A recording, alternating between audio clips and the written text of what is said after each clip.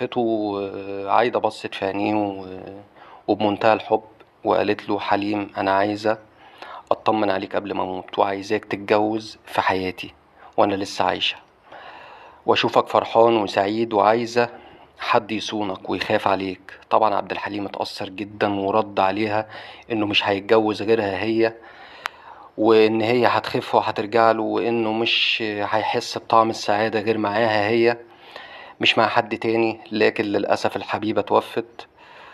وبيتقال إن عبد الحليم غنى أغنية في يوم في شهر في سنة في فيلم حكاية حب، كان بيغنيها ليها هي. وطبعا كان طلع إشاعة إن هي سيدة مسيحية، لكن طبعا هي لأ، سيدة مسلمة من عائلة حليم أصلا، لكن من فرع كله بشوات يعني. ومن أكتر الحاجات الغريبة إن في بداية قصة حبهم مع بعض وأثناء علاقتهم ببعض قالت له إن أنا مش عايزاك ترتبط بيا جامد، لأن أنا حاسة إن عمري قصير. وطبعا